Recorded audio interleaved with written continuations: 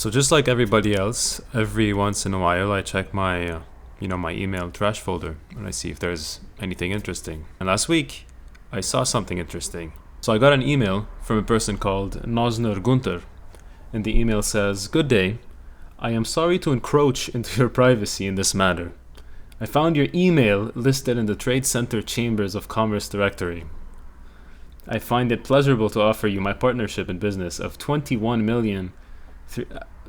This technically is $21,300, but it's 21 million. If interested, please reply. Signed, Donna Kwok." So Nosner Gunter goes by Donna Kwok. So just like any normal person, when they get an email like this, I responded, "Of course I am interested." And I signed it, Rudy. So I get a response about 3 days later. "Good day.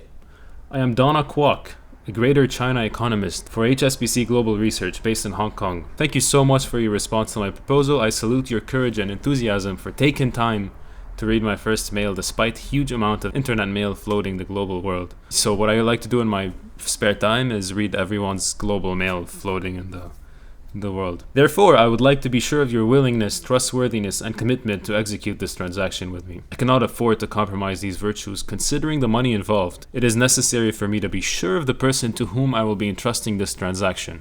I assure you that your details and interests will be carefully protected during and after this transaction." That's good to know. "You can see me on this link discussing with a CNBC analyst." And she's pasted a link into the email. So I go in the link, and of course, HSBC China PMI on CNBC.com, and it's her talking, and it says Donna Kwok.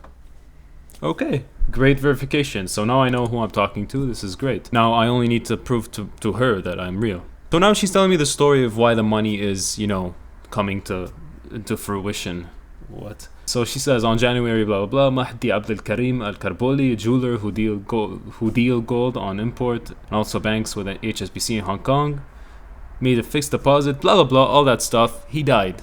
Not only died, we later found out that Mahdi Abdel Karim Al-Karboli, along with his family, had been killed in Al-Shah, Baghdad on 8 September 2008.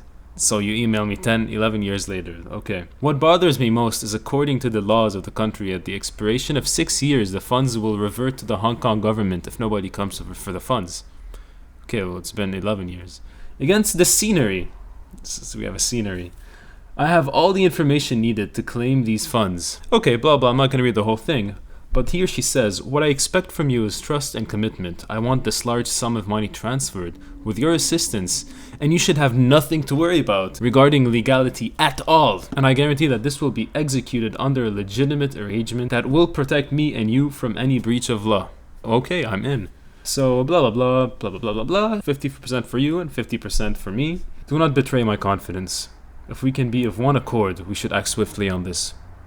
11 years after. "Please get back to me immediately. Regards, Donna Kwok." And then she needs my address, phone, and age, just as they appear on my documents, to process the claims. So I responded with my information. "I'll never betray your confidence. My name is Rumdi Andoubi. Address is P. Sherman 42 Wallaby Way, Sydney. Let me know what else you need so I can help. Signed, Rumdi." So what's interesting is the first couple of emails I sent were signed Rudy. And my email has my name in it. But I did get a response about a day later. "Dear Rumdi Andobi, thank you very much for your response and your interest in this transaction." And then she sends like 5 paragraphs explaining stuff. But basically she goes, "I must say that I have enormous respect for you considering the manner in which I have made contact with you. We never know when life is about to shower us with good fortune. We really never do. However, we spend so much time wishing that life does. The uniqueness of your person has made it possible for us to come together and share some decent money." I'm glad she thinks I'm unique because, my name is very unique. So she just says stuff. More importantly, she goes, I want you to know that this transaction is 100% genuine and legitimate, so you have nothing to worry about from any country government, which includes your country. Please provide your full name, address, and phone number." Okay, I already sent her my name and my address. "Firstly, I want to know the type of occupation that you do and how old you are. I know we have not met before, but I'm very confident that we will be able to establish the necessary trust that we need to execute this project. Before we meet very soon." Where are we gonna meet? "I'm in contact with a foreign online bank, blah, blah, blah." Then she sent me a bunch of forms, right? And then her ID, like whatever. This is what the forms look like. I will send the contact details to the bank to you so you can commence communication with them, blah blah blah. Please reply as soonest. Regards, Donna Kwok. So I responded. I said, thank you so much. When can we share this fortune? Would you go on an expensive lunch date with me? Ramdi. And then she responded a day later.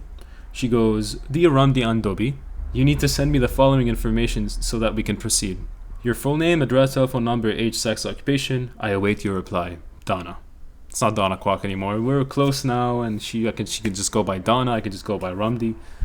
So I go, Ramdi Andobi, P. Sherman, 42, Albee Way, Sydney. Age 14.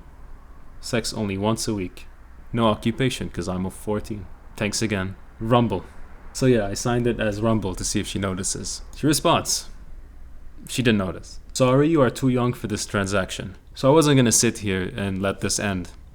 So I said, hey, I was just joking. Of course I'm not 14. What 14-year-old has access to email? I'm actually 25. Smiley face. Rumble. You have sent me your name, address, and phone number along with a scanned copy of any of your identity card before we can proceed. Donna Kwok. So now she's getting a bit more frustrated because I'm not sending the information, which is, of course, that's not a problem. Here you go, Donna. And this one I signed Rudy to see if she notices. And she just goes, you are a fool. And never heard from her again. Thank you so much for watching this great experience that I went through this past week. If you get an email like this, be sure to have fun with it. Just make sure you never, send your actual ID because that would kind of suck. If, they have they're hacker boys. If you want to watch any of my very funny videos, then you can click somewhere here. Thank you.